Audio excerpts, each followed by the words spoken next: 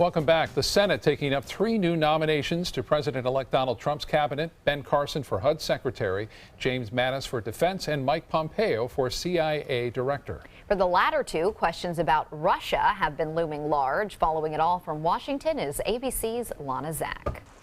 Questions about Russia are now a kind of litmus test for cabinet nominees. There's a decreasing number of areas where we can engage cooperatively, and an increasing number of areas where we're going to have to confront Russia. General James Mattis, President-elect Donald Trump's pick to head up the Department of Defense, established himself as his own man, unafraid to take different positions than the president-elect on Russia and Iran, saying he would support the arms agreement negotiated by the Obama administration. It is an imperfect arms control agreement. It's not a friendship treaty, but when America gives her word, we have to live up to it and work with our allies.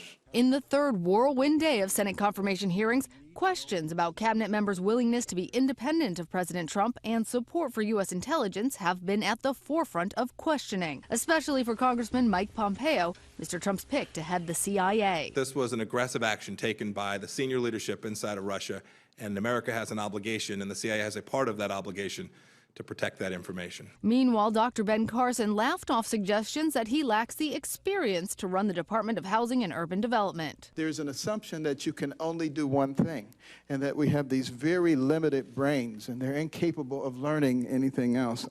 I find that kind of humorous, particularly knowing what the human brain is capable of. Democratic Senator Elizabeth Warren wanted Dr. Carson to promise that none of the billions of dollars that HUD manages would benefit the Trump Organization. He wouldn't promise that, but he did say he'd be governed by common sense. Lana Zak, ABC News, Washington. The Florida Chamber of Commerce is now supporting a controversial proposal to set aside $85 million for business incentives next year. The Florida Chamber president and CEO Mark Wilson says the influential business group fully supports Governor Scott's proposal. The CEO says that even though more than 90% of jobs are created in Florida without incentives, limited use of such money is needed to compete for high-wage, high-skill jobs. When we helped create Enterprise Florida in the mid-90s, 20 years ago, the intent then and the intent now is that incentives and marketing dollars are incredibly important, and incentives should rarely be used. But when they're appropriate, they're the difference maker. Incentives could become one of the highest profile issues of the 2017 legislative session, with House Speaker Richard Corcoran also targeting tax dollars that could go to Visit Florida for tourism marketing. Florida does not require motorcycle riders 21 or older to wear a helmet as long as they have proper insurance coverage. But a new bill could change that. State Representative Don Honfelt of the Villages is filing legislation that requires all bikers to wear helmets. According to the Florida Department of Highway Safety and Motor Vehicles, there were more than 10,000 motorcycle crashes in our state in 2015. 546 of them were fatal. Local law enforcement says making helmets mandatory could save lives. I have witnessed a couple of people who, in my opinion, were probably saved by the use of their helmet. The cracking of the helmet, it saves the head. And tonight on ABC 7 News at 7, we'll hear from experts on motorcycle safety, emergency care, and insurance laws on this issue. Well, all this week, ABC 7 is giving you an inside look at the training at the Marine Corps base in Parris Island. Today, recruits facing one of the toughest obstacles. The rappelling wall is 47 feet high, and recruits have to be able to rappel down it at least 2 times successfully before they can graduate as Marines. ABC 7's Christopher Brantley has details on their training. Welcome to Marine Corps Recruit Depot, Parris Island here in South Carolina, where we've been reporting all week following a group of educators from around the state of Florida who are learning what it takes to become a Marine. Right now, the educators are coming down a 47-foot rappelling wall. You can see it's made mostly of wood, and the educators are held in by really a couple of ropes and a carabiner. Just a little while ago, we did speak to a group of teachers who did it once, and we're going back for more. Oh gosh, the leaning back. Yeah, the leaning back is not good. You can't just lean back. It's like a trust ball, but worse because it's 47 feet up. So. And what happens is it gives the recruits that confidence builder It also gives them an introduction really to the techniques used for basic rappelling down a small obstacle, whether it's out the helicopter or out the side of the wall.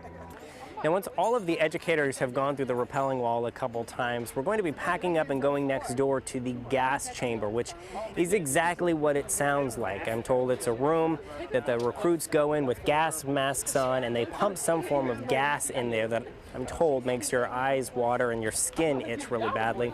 We're going to be touring it to see what it's like, although I'm told they're not going to be gassing us. We're going to hold them to that. But really, it's just one of those steps that the recruits have to go through to officially become Marines, and we certainly look forward to bringing that to you. For now, I'm Christopher Brantley, ABC 7, reporting from Marine Corps Base, Parris Island in South Carolina. Thank you, Christopher. Looks interesting, that rappelling wall. Kind of fun, but challenging. I'm wondering if Christopher got to do it because he was wearing the helmet. I don't know. I did see he posted something on Facebook, so you have to go check out his Facebook page or Twitter, one of those, where he was kind of doing some type of exercise, like a jumping onto a log type of structure thing. Don't know how to describe it correctly, but he can probably tell you if you tweet him. Okay. All right, let's get back over to Bob now for another look at our weather. Bob. Yeah, Haley, I was watching that as well just a minute ago or so. He did pretty good on that. We are looking at some east winds now, bringing a few showers along the east coast, moving off to the west-northwest right now. Not much here at all. A beautiful day, lots of sunshine, temperatures topping out around 80 degrees for the most part everywhere.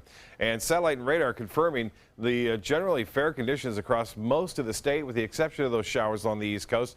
That's been about it, really. This frontal boundary staying well to the north of us right now. Currently, as the sun's getting ready to set here in a few minutes, it's 79 degrees, and the dew point pretty low, 52, and pressure pretty high, 30-29, and that continues to rise at this hour. Temperature statewide, well, it's in the low 70s in Tallahassee and Jacksonville, Orlando, upper 70s here in places, although we are down into the low 70s in some places.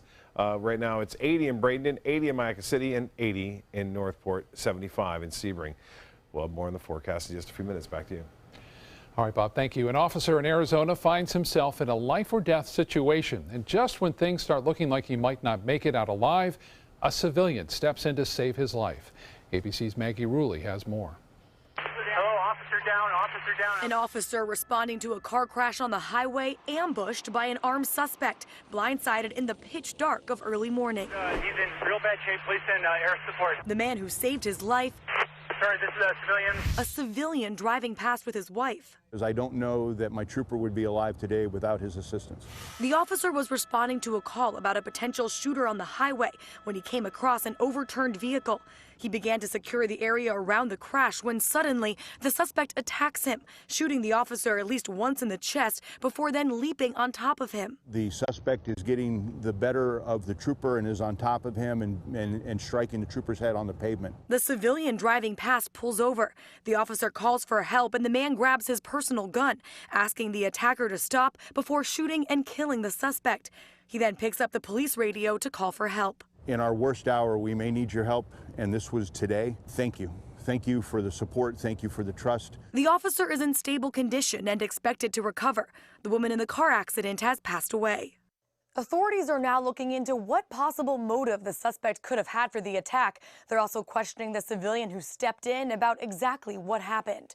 Maggie Rulli, ABC News, Los Angeles. New details tonight behind the man at the Fort Lauderdale airport shootings. Friends and family close to suspect Esteban Santiago say he went from a quiet, often solitary person to someone who was angry and volatile. Last month, Santiago was reportedly seen in a liquor store parking lot in Alaska, waving his arms and screaming as if arguing with himself. Court records say this kind of erratic behavior started a year before the deadly attack. Santiago is accused of killing 5 people and injuring 6 others last week. If convicted, he could face the death penalty. 6 children are still missing following a fiery house fire in a northeast Baltimore neighborhood. Authorities say the call for help came in just after midnight. Neighbors watching in horror as firefighters pulled 4 people from the burning home, including 3 children. The rescued mother, however, had 9 children. Rescue crews worked to save the remaining family left inside, but due to a crumbling roof, the mission changed from a rescue to a recovery. It's going to be a very labor-intense situation until we can actually get some additional equipment to remove some of the debris and be able to get inside. In a statement, Maryland Congressman Elijah Cummings said the fire involved one of his staff members and called the tragedy unimaginable and heartbreaking. Also in Baltimore, the police department is committing to change some things they do on the job. The Department of Justice has now approved a reform policy. The federal government began investigating the police department's practices following the April 2015 death of Freddie Gray. It requires that officers commit to making changes on how they perform their duties, such as improving traffic stops and conducting searches and arrests. The policy ends months of negotiations with the Justice Department, which had identified widespread constitutional violations. The NFL's San Diego Chargers are moving north to Los Angeles. The team's owner announcing the move in a letter on Twitter today. It ends a 55-year stint in San Diego and returns the team to its birthplace.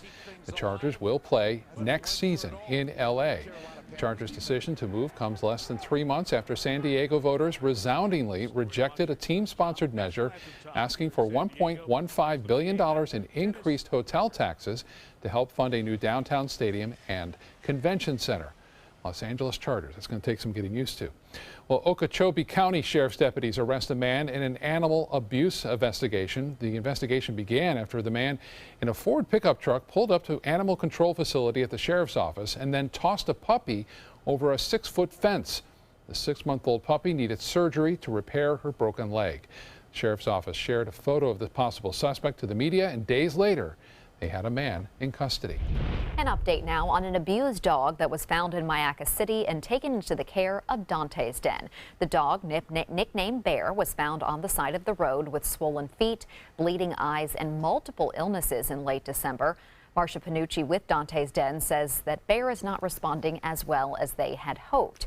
His tumor is abscessing, his teeth are rotten and will need to be removed, and his body swelling has been fluctuating. On a better note, Bear is happy and loves playing with toys and the staff at Dante's Den. Oh, he's in great hands there. We're pulling for him. Yeah. Still to come in your Suncoast News tonight.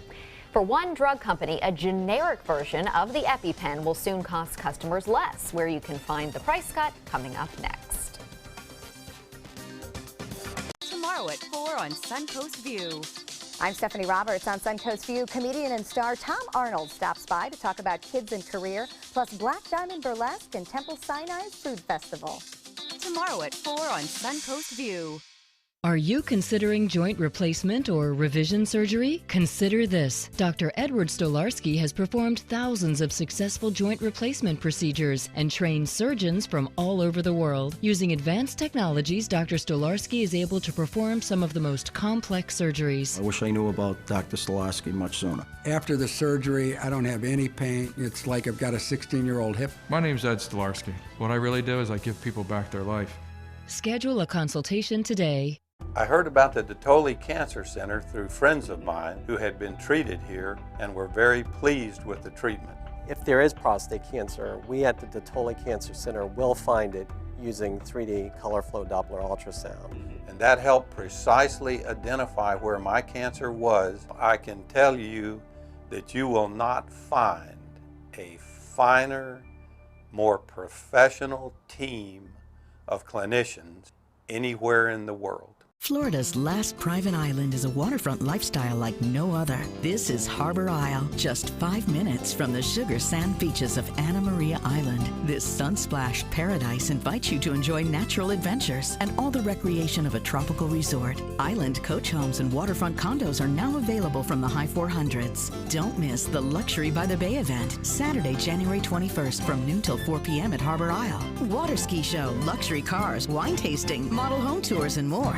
Is your old garage door stuck or broken? Would a new one give you a lift? Let Precision Door Overhead Garage Door Service of Sarasota come to the rescue with prompt and affordable repair service. Replacement doors come with an array of styles and colors, and they are rated to meet and exceed Florida standards. From estimates to installation, your satisfaction is our priority. If you're not 100% satisfied with any product, service, or installation, we will make it right, because Precision Door Service is a name you can trust. Hi, I'm Chef Judy. Every Wednesday morning, I'll be with the chefs at the Publix Aprons Cooking School, serving up the most wonderful dishes. Watch Aprons in the Kitchen every Wednesday on ABC7's Good Morning Suncoast. Gold fever has once again swept the nation. And everyone is rushing to Florida to strike it doubly rich. Introducing the $5 million Gold Rush Doubler. We're doubling cash prizes for over $752 million in payouts. And 36 prizes from $1 million to $5 million. The Florida Gold Rush is on. The Florida Lottery, just imagine. Cervical cancer is highly preventable with regular screening tests and appropriate follow-up care. That's according to the CDC. ABC 7's Alex Redmond joins us now with information on new screening recommendations. Alex. Thanks, Haley. The new suggested guidelines mean less doctor visits and less tests for many women here in the U.S. Nancy Fern says there are benefits to being 65. Yes, I'm great, and I'm finally on Medicaid. Fern just learned new cervical cancer screening guidelines will mean fewer doctor visits. I would have done it yearly until, I guess that went on forever. I know my mother at 80 was still getting pap smears every year. 30 years ago, actually before 2013, the guidelines were that we had women come in and begin gynecologic examinations and pap smears at age 18 or when they started sexual activity, whatever age that was. With the advent of us being able to identify the HPV virus and pick that up in testing, we now know that there's a number of strains that are considered high risk. Dr. Devine explains that we know that the HPV virus causes the cancer. And we used to think that once you had HPV, you always had it. But we now know that younger women clear it sooner than we thought.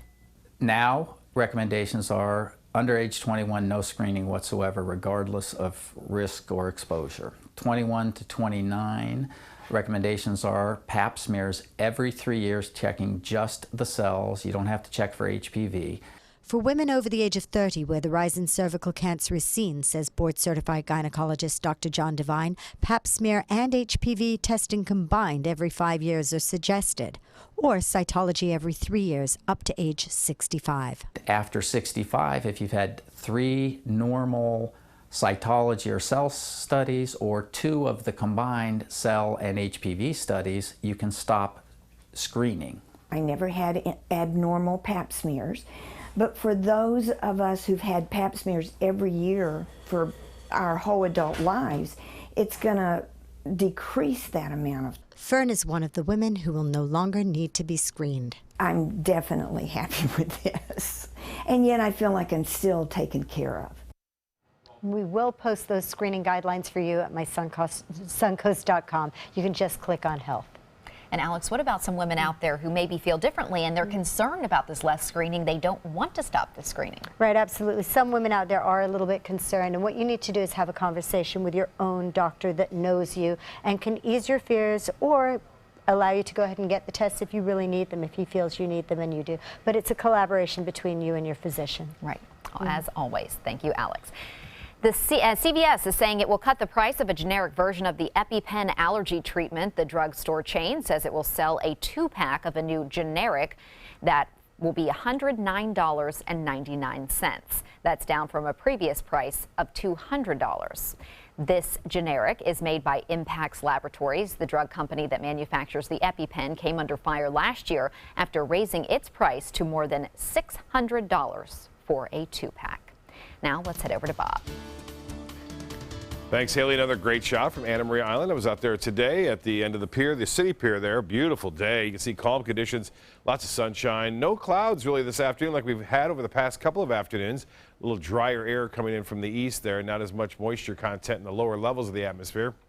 But still, this large dome of high pressure is dominating the weather, and the winds rotate around it in a clockwise fashion here in the northern hemisphere, and that's where we're getting that east to southeasterly wind flow holding this front off right now. This front has caused mainly rainfall into southern Indiana and Ohio this afternoon, but it was some freezing rain all the way up into near Detroit earlier today. Now, for us, this Titan radar review showing a few spotty showers along the east coast and a little, if you will, not a miniature cold front, but east wind, basically, east to southeasterly wind, bringing some slightly cooler temperatures there. So it is a little mini front. Temperatures along the eastern portion of the state a little bit cooler, but warmer here as that air moves over the land. It heats up a little bit more so, and we get warmer temperatures on an east wind at 9 miles an hour, a temperature 79, and the dew point is at 52, the pressure 3029.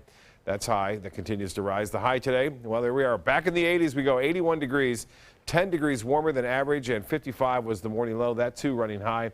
24, the record low temperature set back in 1927. And no rainfall report for the month and for the year. Doing pretty good, pretty close to average at this time. The hourly forecast is calling for a little bit of patchy fog overnight, just mainly inland, too. And we'll see temperatures well above seasonal averages into the upper 50s to right around 60 degrees. So anticipating a warm night tonight, very mild conditions.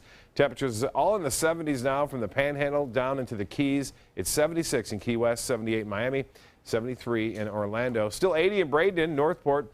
The same. Punta Gorda, 79 degrees. Mayaca City, you're at there. And 78 degrees in Cortez. Well, there's that little bit of freezing rain I showed you. You'll see it in the pink show up in this review. It kind of marched through central Illinois, northern Indiana, then through Toledo and also Detroit, and then pushing off to the northeast. A very brief period of some freezing rain there. This extreme cold air still kind of bottled up over the northern plains and into the central U.S. And out west, it's not the best. It's been the worst as far as weather goes. Lots of snowfall, rain, flooding problems throughout that region. And now it's just cold air that is settling in across much of the Great Lakes. Snow cover. Last week, Friday and Saturday, we had snow cover as far south as parts of Georgia and Tennessee. That has retreated now. And about half the nation has snow, the heaviest snow by far out west in the central Rockies and the Sierra Nevada range. Now for us, the Futurecast calling for a few clouds now and again in the afternoon, but generally sunshine through the day on Friday, Saturday, and into Sunday. For boaters, looks good. A light chop. Bays and inland waters, seas running 2 feet or less, and the water temperature 65 degrees. That'll probably warm up into the upper 60s by Sunday, so that'll warm up. And the high tide 11:37 for Sarasota Bay. Sunset at 5:56, so just in about 6 minutes from now, and sunrise will be at 7:22. Mostly fair, mild, upper 50s for lows. And then for tomorrow, look for another nice day, beautiful out there, 79 your high. The extended forecast calling for delightful weather over the next 7 days. Now, there is a front that's going to come down on Thursday. It's not a very strong one, but it still brings us a chance for some rainfall. Haley? Thank you, Bob. Now to Suncoast Traffic Watch. We're seeing a couple of accidents, most notably an accident on US 41 that's causing congestion all the way back to Martin Luther King Way. It is delaying northbound drivers. Ford is adding more than 800,000 vehicles to the growing Takata airbag inflator recall. This latest callback covers Mustang, Ford Fusion, Lincoln Zephyr, Lincoln MKZ, Ford Ranger, and Ford Edge models from 2006 to 2009 and 2012, along with the Mercury Milan and the Ford GT. All have front passenger airbag inflators made by Takata that can explode with too much force and then spew metal shrapnel. So far, at least 16 people have died because of the problem, and more than 180 people have been hurt. The recall is among the latest round of Takata recalls, covering more than 5 million vehicles, involving 17 different automakers in the United States.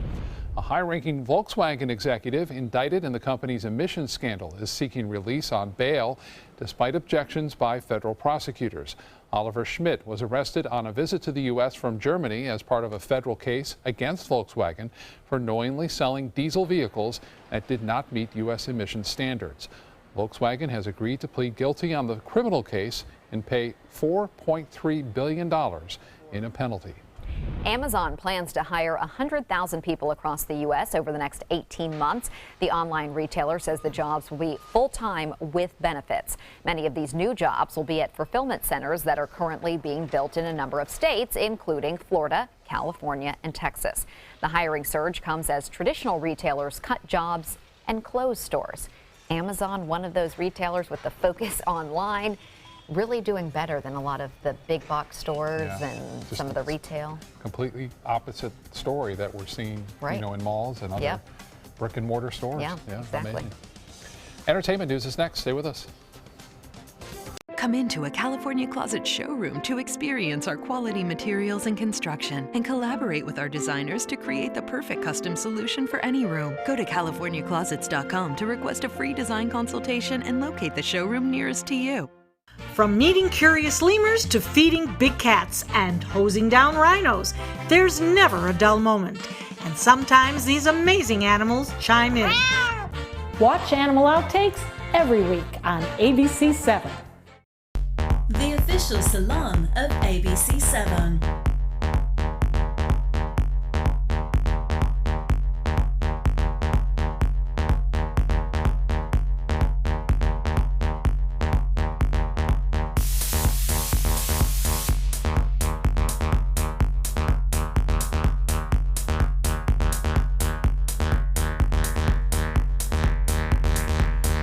Cutting loose salon.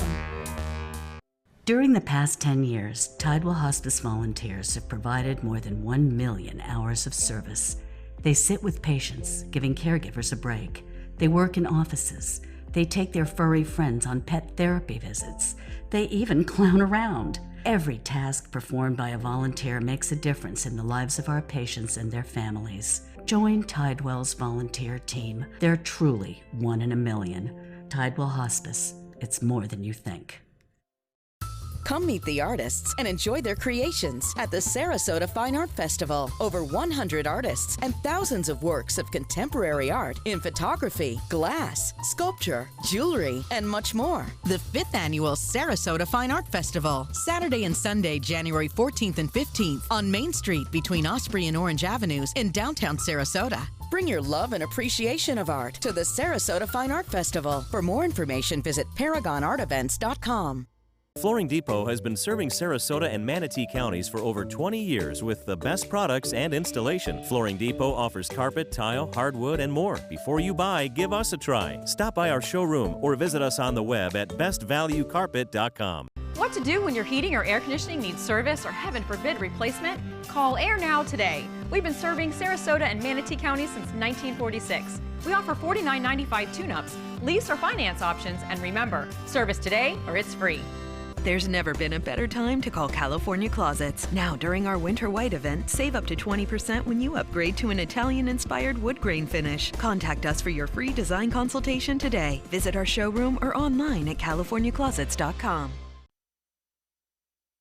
A familiar face is joining the cast of an upcoming Star Wars movie. The official Star Wars website announcing that Woody Harrelson has joined the cast of the upcoming Young Han Solo movie. There's no word on whom Harrelson will be playing. The Star Wars spin-off film is scheduled to be released sometime in 2018. Pitch Perfect star Anna Kendrick is reportedly in talks with Disney for a new role. It's a jolly role as the first female Santa Claus. The project is currently going by the title Nicole. It centers on St. Nick's daughter, who steps up to handle Christmas delivery duties after her father retires and her brother chickens out. Kendrick is also working on Pitch Perfect 3, which may also have a holiday theme. Actress Amy Adams now has a star on the Hollywood Walk of Fame. The two-time Golden Globes winner, known for her Best Performing Actress wins in American Hustle and Big Eyes, recently starred in the film Arrival. Adams is also expected to star and executive produce in HBO's high-profile drama series Sharp Objects. That show is based on Gillian Flynn's New York Times best-selling book by the same name. And it's a good book. I recommend it. John Legend and Ariana Grande will record the theme to Disney's live-action Beauty and the Beast remake. The pair will sing the duet first sung by Angela Lansbury in the 1991 animated film and then recorded for the movie's soundtrack by Celine Dion and Peabo Bison. The song won an Oscar and a Grammy. Beauty and the Beast, starring Emma Watson and Dan Stevens, will be released on March 17th, and it can't come soon enough. I'm even looking forward to it. Oh, yeah. It's going to be so good. The trailer is awesome. We'll be right back. Come into a California Closet showroom to experience our quality materials and construction and collaborate with our designers to create the perfect custom solution for any room. Go to CaliforniaClosets.com to request a free design consultation and locate the showroom nearest to you. Your home is the largest investment you have. So when you're looking for furniture, window treatments, and accessories from America's top brands like Henredon, American Leather, and Hunter Douglas, the only place you need to go is Bacon's. Quality, service, price. Bacon's Furniture and Design, Sarasota.